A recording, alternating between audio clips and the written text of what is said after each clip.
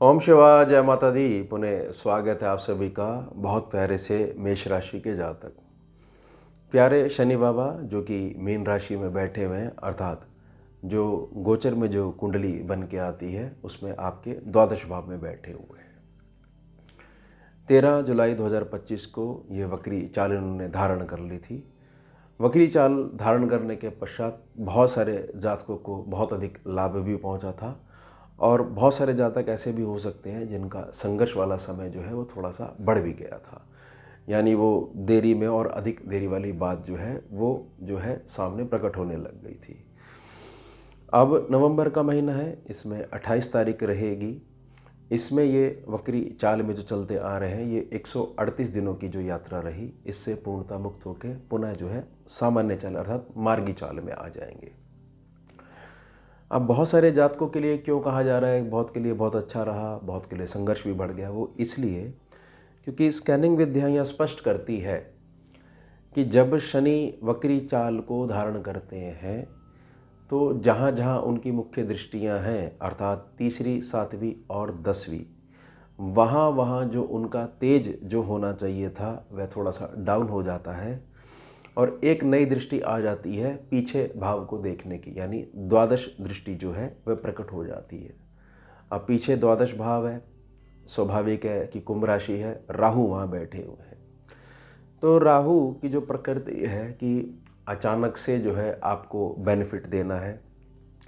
शनि के दबाव के कारण और शनि पे दबाव पड़ा हुआ है अतिचारी बृहस्पति का, तो राहु भी खुलकर जो है आपकी मदद जो है वो नहीं कर पा रहे थे। तो 28 नवंबर के पश्चात बहुत सारे नए मार्ग आप लोगों के लिए खुलने वाले हैं। अब गोचर में जो कुंडली बन के आती हैं उसके माध्यम से 4 बड़े क्षेत्र ऐसे रहेंगे जिसमें बहुत बड़े लाभ होने की पूर्ण संभावना दिखनी शुरू हो गई है। सबसे पहले समझिए, मेष राशि, मेष लगन जो आपका निवास स्थान है, कर्म स्थान है, या ऐसा समझ लीजिए कि जन्म स्थान है, कुल मिला के जो अभी के लोकेलिटी बनी हुई है, इससे ठीक दक्षिण दिशा की तरफ अगर अधिक दूरी तक जाकर आप कुछ भी काम कर रहे हो, व्यवसाय कर रहे हो, व्यापार कर रहे हो, रोजगार है आपका, रह भारत में ही रहे हो, और 13 जुलाई के पश्चात आपको दिक्कतें अगर आनी शुरू हो गई थी तो 28 नवंबर के पश्चात ये ध्यान रख लीजिएगा कि वहाँ से ठीक ठीक दक्षिण दिशा लेकिन अभी भारत में ही हो, तो बड़े बड़े लाभ होने की संभावना बनी हुई है, जिसके लिए समझ लीजिए कि मेहनत लगातार करते जा रहे हैं, रिजल्ट नहीं आ पा रहा। अब बिल्कुल ही इस देश से बाहर हो, सीमा पार रह रहे हो, विदेश में आप रह रहे हो और आपके साथ भी गणना जो है ये लागू हुई कि 13 जुलाई के पश्चात जो है समय हमारा ठीक नहीं चल रहा, खास तौर से जो हमारा रोज़गार है, व्यापार है, इसके तहत जो है हमें परेशानी आ रही है, मानसिक दिक्कतें हमारे को अब ये देने लग रहा है ये वाला सेक्शन। तो बहुत बड़े लाभ जो हैं वह चलकर आपके पास आएंगे। यह भी ध्यान रखिएगा कि इस वक्री चाल में जो लगातार चलता आ रहा है, यह नहीं कि थोड़ा सा कुछ हुआ और वहाँ से डिसअपॉइंटमेंट हो गई और अपना आराम से बैठ के नहीं कुछ नहीं होने वाला, और कहीं से पता लग गया, वैसे तो ठीक चल रहा था लेकिन कहीं से पता लग गया कि अच्छा ये ग्रह हमारा जो है ये वक्री चाल में इस कारण से हो रहा है, वो नहीं, जो लगातार मेहनत करते आ रहे हैं तो एक बड़ा बेनिफिट मिलने वाला है। सामान्यतः जो लोग इस बात में रहते हैं कि जितनी कमाई होती है फिर उस हिसाब से खर्चा भी आ जाता है, तो हम तो सारे दिन जो है कोल्हू के बैल की तरह लगे रहते हैं, शनि बाबा का यही हमारे लिए प्रेम है, उनको एक बड़ा रिलीफ मिलने वाला है। यानी कि जो खर्चों के प्रति एक मानसिक शांति होनी चाहिए, अवश्य होनी चाहिए, वो नहीं हो पा रही है क्योंकि जो इनकमिंग है वो उस हिसाब से नहीं है, तो वहाँ आपको आशीर्वाद जो है वो देखने को मिलेगा। अब ये बात बड़े अच्छे से समझिएगा क्योंकि 12वीं दृष्टि 28 तारीख के बाद हट जाएगी, तो राहु खुल के मदद तो करेगा लेकिन राहु की जो प्रकृति है वो बहुत तेज़ी से करने की है।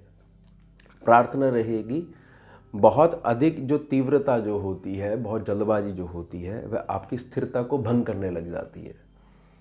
स्पीड अच्छी बात है लेकिन स्टडीनेस जो है वह भी बहुत ज़्यादा ज़रूरी है, तो ध्यान बना के रखिएगा। ऐसा नहीं कि कहीं से कोई ऑफ़र आई आपने उसको पकड़ लिया और समझा कि भाई ये तो हमारे बेनिफिट की चीज़ बताई जा रही है, नहीं, वह राहु की प्रकृति के कारण कुछ जो है आपको मानसिक परेशानी भी हो सकती है।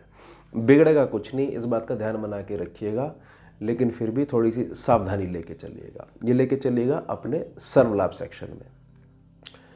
अब धन के जुड़ाव में जहाँ पर तीसरी दृष्टि पड़ रही है, और कुटुंब से अगर आपके यहाँ आपके पिता ने अपने कुछ हिस्से पहले छोड़ दिए थे, बड़े ध्यान से समझिएगा, कुटुंब वाले सेक्शन में आपके पिता ने या दादा ने अपने कुछ हिस्से अपने कुटुंब में छोड़ दिए थे, और उसके पश्चात जो है आपने अपने जीवन में अगर ग्रोथ नहीं देखी है, तो अब 28 नवंबर के पश्चात ऐसी स्थितियां बन रही हैं कि वो ग्रोथ देखोगे।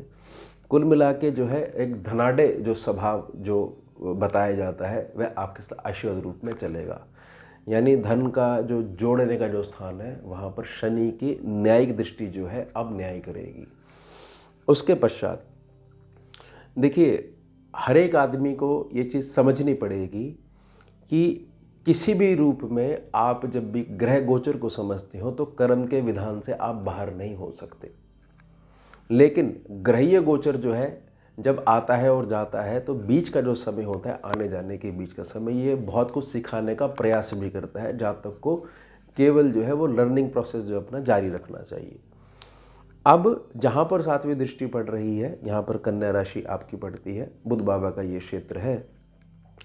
यहाँ पर बड़े बेनिफिट्स आपके, अगर आप किसी भी प्रकार की जॉब में हो और आपकी इंक्रीमेंट नहीं हो रही है जीवन के हिसाब से, और योग्यता आप में भर भर के जो है वो है, तो ये चीज़ समझ लीजिएगा कि अब किसी न किसी ऐसी व्यक्ति के दृष्टि आपके ऊपर पड़ने वाली है जो आपके जो आंतरिक गुण है उनको पहचानेगा और आपको आगे बढ़ाएगा।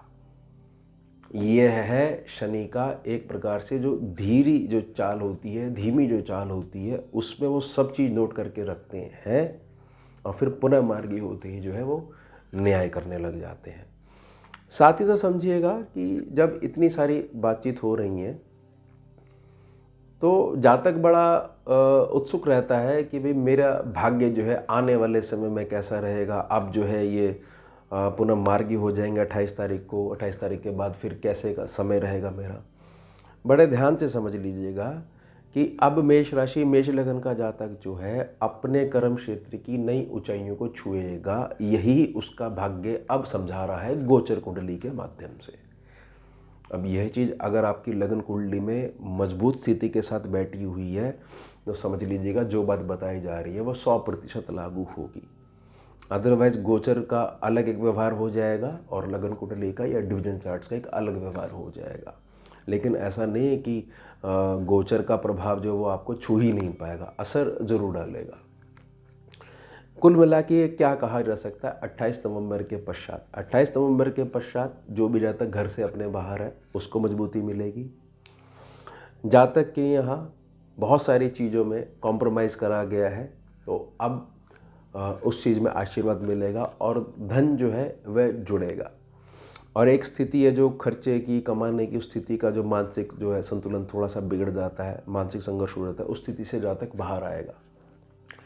साथ ही साथ जातक जॉब कर रहा है या एक प्रकार के कर्जे के दबाव में जो है अभी है, तो उससे बाहर आने के लिए वो जो पैसे की अधिकता होनी चाहिए वह बढ़ने लग जाएगी। ये नहीं कहा जा रहा कि 28 नवंबर के पश्चात एकदम से बहुत सारा धन आ जाएगा और एकदम से कर्जा चुक जाएगा, नहीं, वो जो इनकमिंग है वो थोड़ी सी बेहतरी की तरफ आगे बढ़ेगी। साथ ही साथ समझ जाइएगा कि छोटी मोटी टेंशन जो आ जाती थी और उसको बहुत बड़ा जो बना लिया जाता था, समय का प्रभाव जो था वह अब चला जाएगा, पूर्ण रूप से चला जाएगा।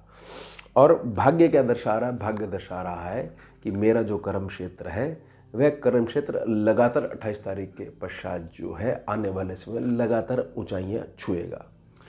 अब मुझे करना क्या चाहिए, मुझे सिर्फ और सिर्फ यही करना चाहिए कि शनि जो है वो हर साल वक्री होता ही होता है। ये सामान्य स्वभाव है शनि का, वक्री भी होता है, मार्गी होता है। स्थिरता के साथ एक विषय को पकड़े रहना ही शनि बाबा का सरलता से आशीर्वाद प्राप्त करने का बहुत सीधा तरीका है। तो जो भी जातक जो है लगातार लगे रहते हैं उनको पता ही नहीं लगता कि गोचरी व्यवस्था क्या कह रही है। वो इस चीज़ को ऐसा समझते हुए कि कोई बात नहीं, कल का दिन और अधिक बेहतर होगा, हमें यह प्रयास करना चाहिए, तो शनि उनको बहुत एक्स्ट्रा, बहुत ज़्यादा लाभ देते हैं। तो इन बातों का थोड़ा सा आप ध्यान बना के रखते हैं तो जो मूल होता है ग्रह का उसको समझने लग जाते हो और मूल समझते ही ग्रह जो है केवल आशीर्वाद देता है। तो यह हो गया हमारा उत्तम विषय। मिलते हैं आपसे अगले भाग में नए विषय के साथ। जुड़िए और जोड़िए। ओम शिवा, जय माता दी।